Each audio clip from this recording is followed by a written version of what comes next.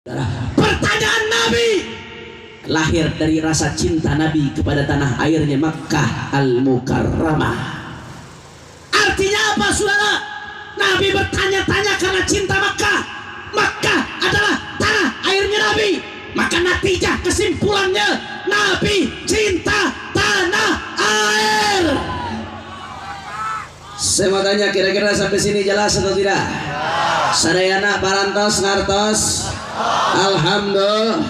Kalau begitu jawab Sukabumi yang kompak, berarti Nabi cinta nggak kepada tanah airnya? Orang kompak, Nabi cinta nggak kepada tanah airnya? Berarti yang ngajarkan kita cinta tanah air orang barat atau Nabi? Yang ngajarkan kita cinta tanah air kaum nasionalis atau Nabi? Yang ngajarkan kita cinta tanah air kaum sekuler atau Nabi? Yang ngajarkan kita cinta tanah air kaum liberalis atau Nabi? Takbir! Sallu ala Nabi. Itu dalil yang pertama, saudara. Kira-kira sampai sini jelas atau tidak?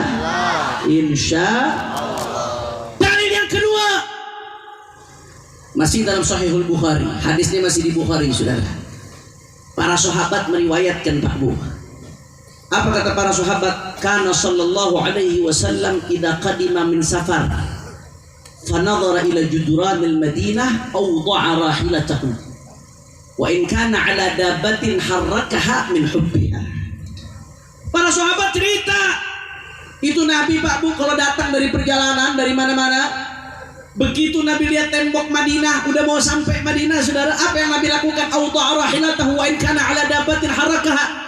Nabi percepat kendaraannya, saudara. Begitu Nabi lihat tembok-tembok Madinah, Nabi percepat kendaraannya.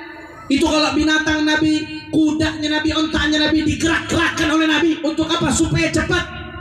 Kenapa Nabi menggerak-gerakkan kendaraannya ketika mendekati Madinah? Sahabat menjelaskan, min hubbiha, karena cintanya Nabi kepada Madinah, saudara. Sallu ala Nabi Muhammad.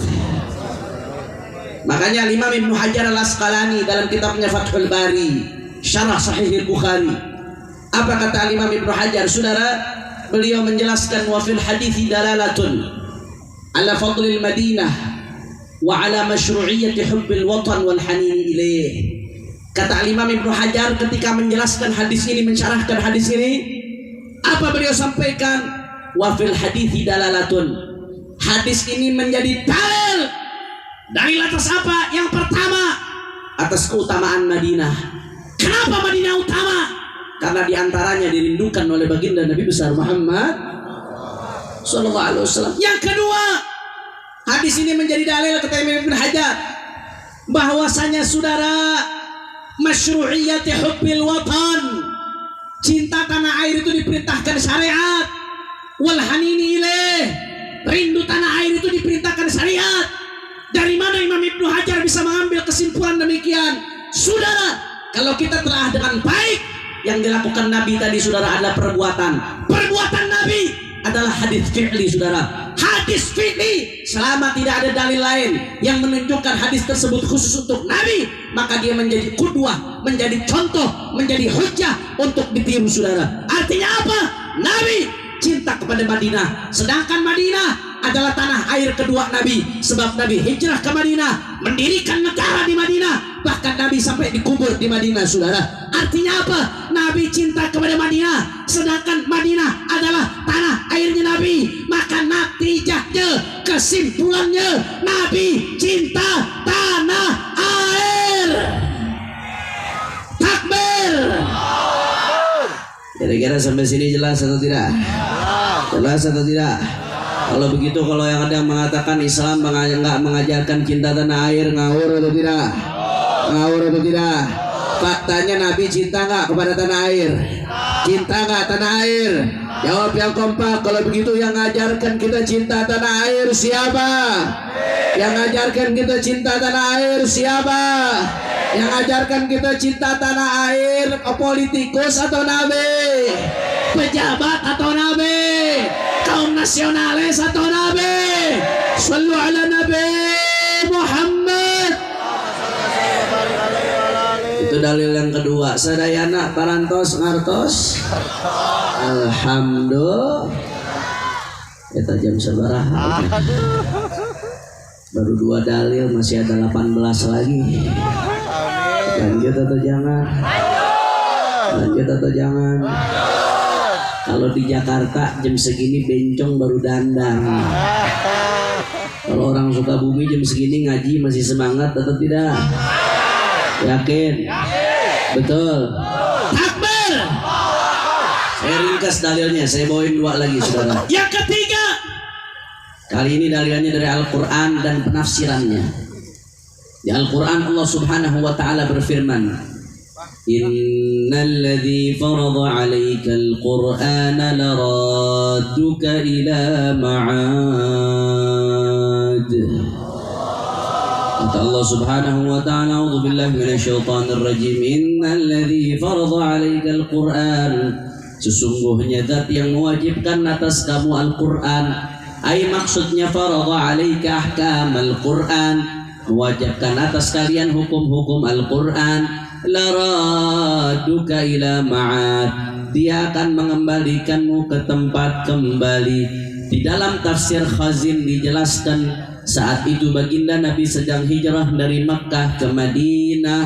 Ketika itu Nabi dikejar-kejar oleh kufar Quraisy, sehingga Nabi lewat jalur yang tidak umum. Ketika keadaan sudah mulai aman, Nabi kembali jalur yang umum. Saat itu posisi Nabi ada di tempat namanya Juhfah. Juhfah adalah satu titik antara Makkah dan Madinah. Pada saat Nabi sampai di Juhfah, fanadhara ila tariq Makkah fa'arafa annaha tariq Makkah. Nabi melihat kepada jalan menuju Makkah dan Nabi tahu itu jalan menuju Makkah. Fashtaqa ilaiha, akhirnya Nabi rindu kepada Makkah. Begitu Nabi rindu kepada Makkah, nazala Jibril, turun malaikat Jibril, tanya kepada Nabi, Ya Muhammad, atastaqu ila Makkah? Wahai Muhammad, apakah kau rindu kepada Makkah? Apa jawab Nabi? Naam, ya wahai Jibril, aku rindu kepada Makkah. Saudara, begitu Nabi jawab demikian, apa kata malaikat Jibril saudara? Inna Allah Ta'ala yaqul, alladhi farada 'alaika al-Qur'ana laraduka ila ma'ad. Tidak perlu khawatir, karena Allah berfirman, yang mewajibkan atas kamu Al-Quran, dia akan mengembalikanmu ke tempat kembali. Saudara, akhirnya apa yang terjadi? Betul janji Allah. Berapa tahun kemudian terjadilah namanya Fathu Makkah, menaklukkan kota Makkah. Nabi bersama para sahabatnya kembali ke kota Makkah. Alhamdulillah. Saudara, dari ayat ini kita bisa ambil kesimpulan. Apa kesimpulan yang bisa kita ambil saudara? Yang pertama, ini amalan yang pertama, ijazah. Mau ijazah atau tidak? Ini amalan ijazah. Dari guru-guru saya dapatkan ayat tadi, innal ladzi farada 'alaikal Qur'an min khawasi hadhil ayah. Di antara khasiat ayat ini, keistimewaan ayat ini, manakala ada di antara kita yang mau merantau dari rumahnya, mungkin mau kerja ke luar negeri, keluar kota, atau pengen haji, pengen umroh, takut nggak bisa kembali lagi ke rumahnya, ke kampungnya, maka tulis ayat ini sebelum berangkat saudara. Begitu pula sebaliknya, andai kata kita sampai ke satu tempat, contoh umroh lah, Mekah, Madinah, mudah-mudahan semuanya bisa ke Mekah, ke Madinah insya Allah, bisa haji, bisa umroh, bisa ziarah Nabi Muhammad, amin ya rabbal. Kita takut nggak bisa balik lagi ke Mekah karena biaya mahal dan lain sebagainya, maka ketika di Mekah dan Madinah, tulis ayat ini saudara. Tapi tulisnya jangan pakai pulpen, spidol, pensil saudara, jangan. Nggak boleh kita nyoret-nyoret apa yang bukan milik kita. Kata ulama, tulisnya cukup pakai telunjuk kita, pakai jari saudara. Tulis di tembok, di mana di jalan, cukup pakai telunjuk kita. Innal ladzi farada 'alaikal Qur'an laraduka ila ma'ad. Ya, apa-apa sesungguhnya tuh, innal ladzi farada 'alaikal Qur'an laraduka ila ma'ad. Silakan lihat, ya, buka di Google, ayatnya muncul saudara. Ditulis, insya Allah di mana kita tulis, di situ kita akan kembali lagi ke tempat tersebut dengan izin Allah Subhanahu. Seijazahkan buat semua yang hadir, katakan qabiltul ijazah. Yang kedua, dari ayat ini bisa diambil kesimpulan. Apa kesimpulan? Nabi rindu kepada Makkah. Makkah adalah tanah air Nabi. Sedangkan rindu, asyauqu thamaratul mahabbah, rindu adalah buah dari cinta saudara. Kalau tidak cinta, maka tidak rindu. Kalau tidak rindu, maka berarti tidak cinta, saudara. Betul apa betul? Betul apa betul? Kalau tidak cinta, tidak rindu berarti tidak cinta. Makanya asyauqu thamaratul mahabbah. Rindu adalah buah dari cinta, sekaligus rindu tanda cinta. Artinya apa? Kalau Nabi rindu kepada Makkah, maka berarti Nabi cinta kepada Makkah, saudara. Nabi cinta kepada Makkah, Makkah adalah tanah air Nabi, saudara. Kalau Nabi cinta kepada Makkah, sedangkan Makkah tanah air Nabi, artinya apa? Nabi cinta kepada tanah air. Alhamdulillah. Sekali lagi sampai sini kira-kira jelas atau tidak? Paham atau tidak? Kalau begitu jawab yang kompak sekali lagi. Yang ajarkan kita cinta tanah air, politikus atau Nabi? Orang partai atau Nabi? Aparat atau Nabi? Nasionalis atau Nabi? Sallu ala Nabi Muhammad. Yang keempat. Lalu yang keempat, sekarang perkataan Sayyidina Umar bin Khattab sebagai khalifah sekaligus murid terdekat baginda Nabi besar Muhammad sallallahu alaihi wasallam. Di dalam kitab tafsir Ruhul Ma'ani dikutip bahwasanya Sayyidina Umar bin Khattab berkata, "Laula hubbul watan la kharba baladus su', fa bihubbil awtan umiratil buldan. Fa bihubbil awtan umiratil buldan." Kata Sayyidina Umar bin Khattab, "Laula hubbul watan la kharba baladus su'." Tanpa rasa cinta kepada tanah air, maka niscaya negeri yang hancur akan makin hancur, saudara. Negeri akan makin bobrok, saudara. Tapi hubbil autan umiratil buldan. Dengan rasa cinta kepada tanah air, umiratil buldan, negara-negara menjadi makmur. Artinya apa? Sayyidina Umar bin Khattab mengajarkan kita untuk cinta kepada tanah air. Alhamdulillah. Habib, ada yang tanya kepada saya, Habib bawain 4 dalil. Kenapa Habib nggak bawain dalil hadis hubul waton minal iman? Katanya kan ada hadis hubul waton minal iman. Katanya Nabi mengatakan hubul waton minal iman. Pernah dengar atau tidak? Pernah dengar atau tidak? Saudara, perhatikan baik-baik, jangan salah paham. Al-Imam Al-Ajaluni dalam kitabnya Kashful Khafa wa Muzilul Ilbas fi mastahara ala alsinatin nas menjelaskan bahwasanya hubbul watan minal iman laisa bihadits, bukan sabdanya baginda Nabi besar Muhammad sallallahu alaihi wasallam. Sehingga kita nggak boleh bilang Rasulullah bersabda hubbul watan minal iman, cinta tanah air bagian dari iman. Nggak boleh kita bilang Rasulullah bersabda demikian. Tapi nggak sampai di situ, saudara, sabar dulu. Dilanjutkan oleh beliau, walakin ma'nahu sahih. Tapi meskipun itu bukan hadis, tapi substansinya benar, saudara. Maknanya benar, ajarannya benar.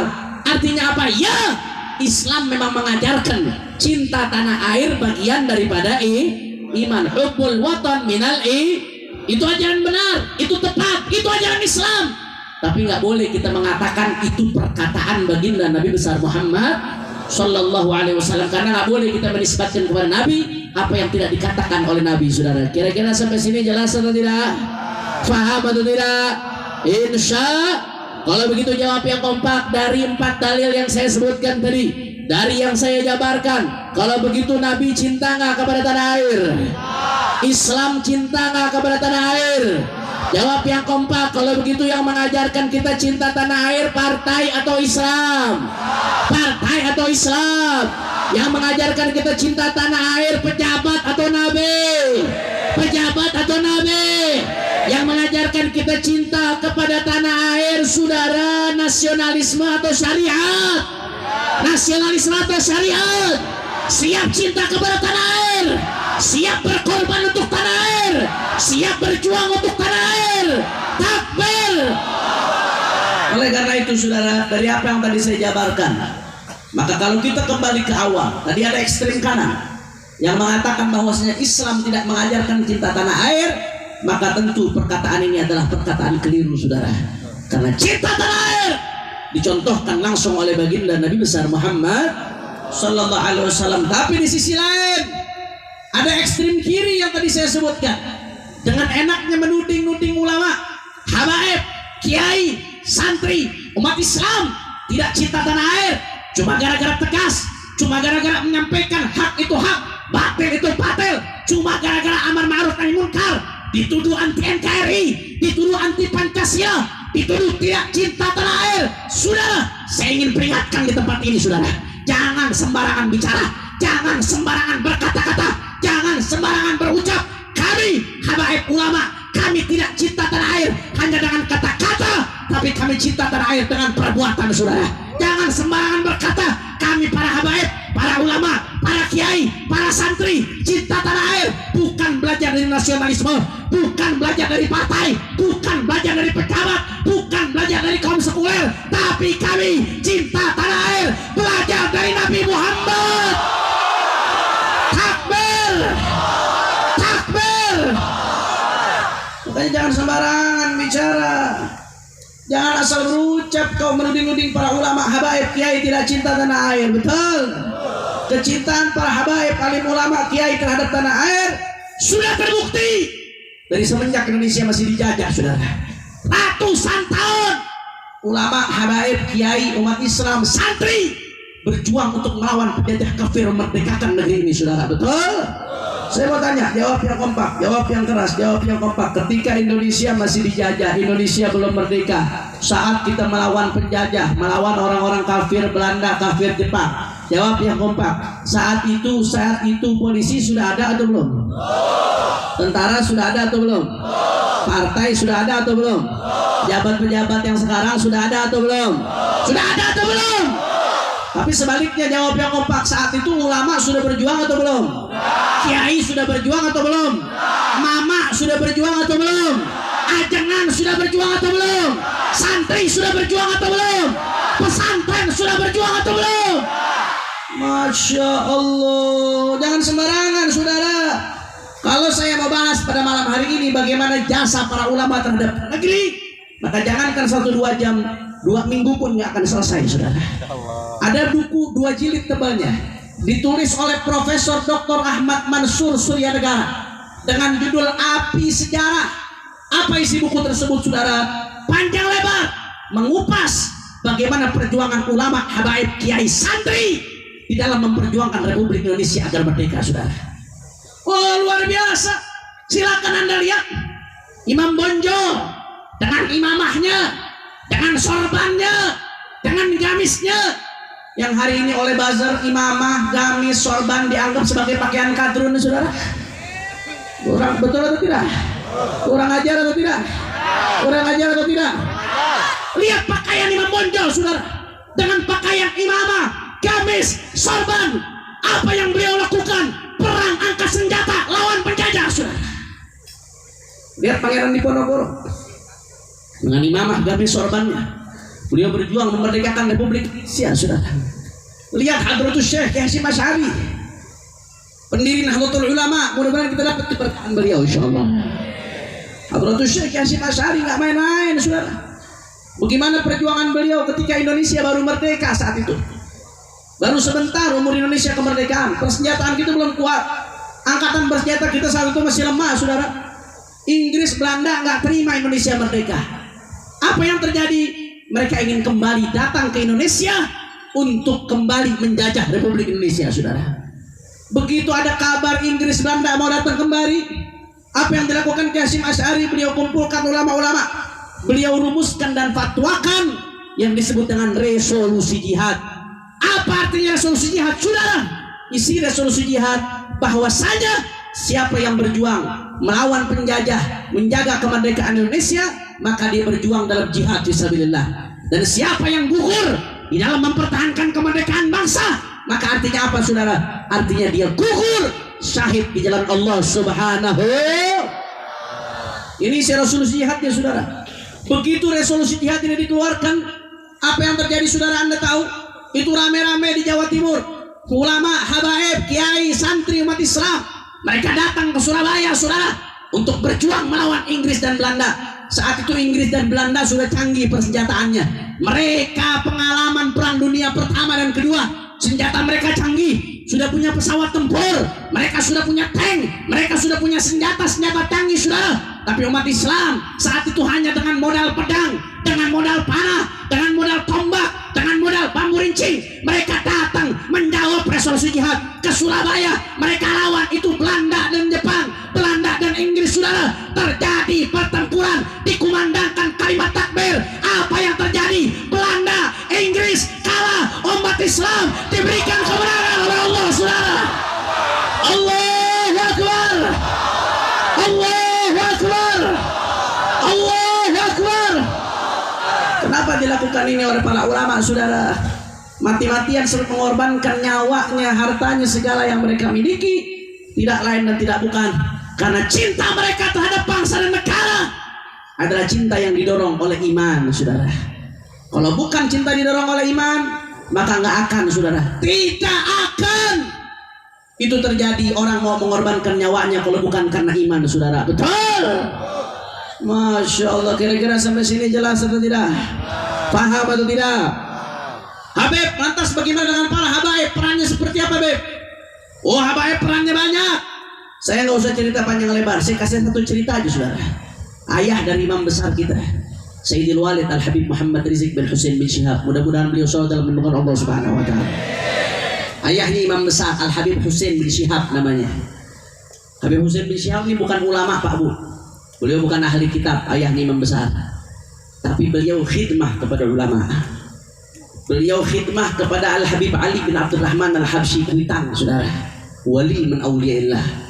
Makanya imam besar ngomong waktu itu pernah ke saya bisa seperti ini salah satunya barakah khidmahnya ayah saya kepada Al-Habib Ali bin Abdurrahman Habsyi Kuitang, saudara. Jadi orang khidmah sama ulama, kalau enggak dia jadi ulama, anaknya jadi ulama atau cucunya dan jadi ulama, saudara. Al-Habib Husain bin Syihab, beliau bukan ulama, tapi beliau tokoh pergerakan. Beliau adalah pimpinan Pandu Arab. Pandu Arab ini organisasi mengumpulkan anak-anak keturunan Arab yang ikut berjuang memerdekakan Republik Indonesia, saudara. Akhirnya apa yang terjadi? Beliau berjuang bela negeri ini, saudara. Beliau nyusup ke gudang logistik Belanda, seolah-olah beliau kerja kepada Belanda, saudara. Beliau nyusup, beliau nyamar kerja di gudang logistiknya Belanda, saudara. Tapi begitu di dalam apa yang beliau lakukan, beliau ambil itu logistiknya Belanda, dibagi-bagikan kepada para pejuang, kepada umat Islam, saudara. Dibagi-bagikan karena ini hartanya kafir harbi. Saat itu konteksnya perang, sehingga ini boleh untuk diambil. Konteksnya perang, ini penjajah, saudara. Saat itu beliau ambil, beliau keluarkan, dibagi-bagikan itu logistik. Sampai pada suatu saat ketahuan apa yang beliau lakukan, ibadah Allah. Begitu ketahuan, beliau dikejar, beliau mau ditangkap, saudara. Saat beliau lari, ketika beliau naik, apa yang terjadi? Beliau ditembak. Kena bagian belakangnya, saudara. Bagian bokong beliau kena. Alhamdulillah beliau tidak meninggal dunia. Akan tetapi bekas tembakan tersebut sampai beliau meninggal dunia masih ada, saudara. Artinya apa? Jangan dikira habaib tidak berjuang. Belum lagi kalau saya ceritakan yang lain banyak, tidak ada habisnya, saudara. Betul. Maka jangan sembarangan mengatakan habaib, ulama, kiai, santri tidak cinta NKRI. Justru kami cinta kepada bangsa, bukan sekedar dengan ucapan, tapi dengan perbuatan dan bukti nyata, saudara. Alhamdulillah. Kalau ada yang mengatakan kepada saya, Habib, kalau memang habaib, ulama, kiai, santri, pesantren cinta kepada NKRI, kenapa kok ada yang keras, Habib? Kenapa kok ada yang ngelihat minuman keras marah, ngelihat perjudian marah, ngelihat pelacuran marah, ngelihat Ahmadiyah marah, ngelihat LGBT marah? Kenapa kok ulama, habaib, kiai dikit-dikit marah? Padahal itu kan LGBT, Ahmadiyah dan lain sebagainya bagian dari Indonesia, Habib. Kalau cinta kepada NKRI, jangan marah-marah. Kalau cinta kepada NKRI, jangan keras-keras. Kalau keras-keras, berarti tidak NKRI, tidak cinta tanah air. Jawab jangan. Jawab jangan. Udah mau jam 12. Lanjut. Lanjut. Allahumma shalli ala Muhammad. Saudara, cinta nggak harus melulu diungkapkan dengan senyuman, saudara. Ujaran cinta baru semangat loh. Cinta tidak melulu diungkapkan dengan senyuman, ada kalanya cinta harus diungkapkan dengan teguran dan marah, saudara, betul? Cinta nggak melulu harus diungkapkan dengan rasa manis, ada kalanya cinta harus diungkapkan dengan rasa pahit, saudara. Betul atau tidak? Betul atau tidak? Ini banyak ibu-ibu nih, Bu. Jawab ibu-ibu, ada laki yang jawab, jangan-jangan paginya Tono malamnya Tini ya. Bu, suaranya kecil pisan, Bu. Bu, sehat, Bu? Alhamdulillah. Bu, Bu, cinta nggak sama anaknya, Bu? Sayang nggak sama anaknya, Bu?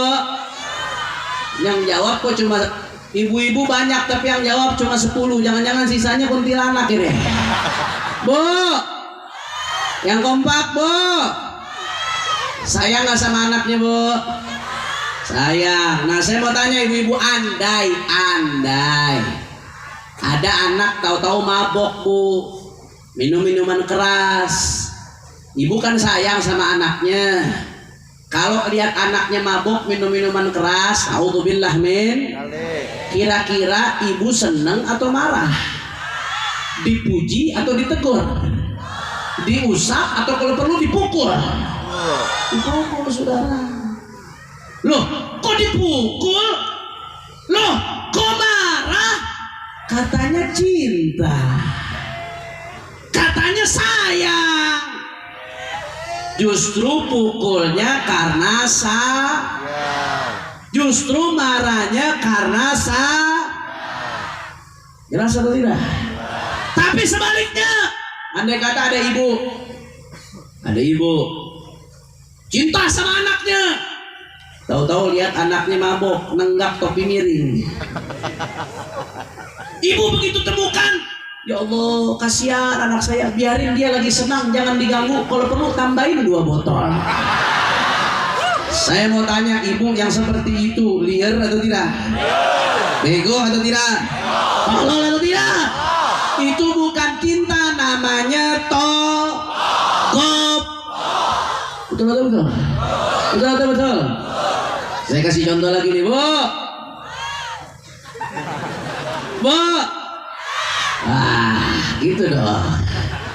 Bu, sayang nggak sama suaminya? Sayang. Yang jawab sayang cuma 5, sisanya nggak sayang. Bu, kalau sayang sama suaminya, andai. Ada ibu-ibu sayang sama suaminya, akhirnya ibu-ibu duduk di pinggir jalan sama suaminya. Tahu-tahu ada perempuan pakai celana sepaha. Suaminya nengok. Kira-kira senyum atau marah, Bu? Senyum atau marah, Bu? Diamkan atau cubit? Diamin atau cubit? Diamkan atau cubit? Kok dicubit? Katanya cinta. Kok marah? Katanya justru marahnya marah cubitnya cubit cinta. Mau nggak dicubit karena cinta? Lu kepedean lo. Ini ketahuan banyak muka-muka jomblo nih. Masya Allah. Kira-kira jelas atau tidak? Jelas atau tidak? Jadi yang namanya cinta, saudara, tidak melulu harus diungkapkan dengan senyuman. Ada kalanya cinta harus diungkapkan dengan teguran, saudara. Cinta nggak melulu harus memberikan yang manis. Manakala yang pahit harus menjadi obat, maka yang terbaik adalah yang memberikan yang pahit untuk yang dicinta, saudara. Betul? Betul. Begitu juga ulama, saudara. Ulama, habaib, kiai, santri, umat Islam, mereka cinta kepada NKRI.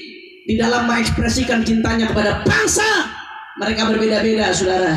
Ada yang mengekspresikan cintanya kepada negara dengan cara menangis, minta sama Allah supaya negeri ini dijaga. Bagus atau tidak? Ada yang ngajak ekspresikan cintanya kepada negara dengan mengajak umat berzikir, mohon rahmat Allah. Bagus atau tidak? Bagus atau tidak? Tapi ada juga, saudara, yang mengungkapkan cintanya kepada bangsa dengan membuat pesantren, mendidik santri, fokus didik santri. Bagus atau tidak? Bagus atau tidak? Tapi jangan lupa ada juga para ulama, habaib, kiai, santri yang mengungkapkan cintanya kepada negara dengan amar ma'ruf nahi munkar, melawan kebatilan, menegakkan kebenaran, menyatakan yang hak itu hak, yang batil itu batil, yang benar itu benar, salah itu salah, tidak peduli apapun resikonya. Sudah. Yang seperti itu bagus atau tidak? Bagus atau tidak? Itu bagus, saudara. Artinya masing-masing sesuai pada porsinya cinta kepada bangsa dan negara. Tapi sebaliknya, andai ada orang ngakunya cinta kepada negara, tiap hari ngomongnya cinta NKRI, cinta NKRI, tahu-tahu nyolong duit rakyat, tahu-tahu korupsi. Yang seperti itu ayah ente, ayah loba, ngaku cinta tapi nyolongin, budugik. Betul atau betul? Betul atau betul? Masya Allah. Ada juga yang ngaku cinta kepada negara,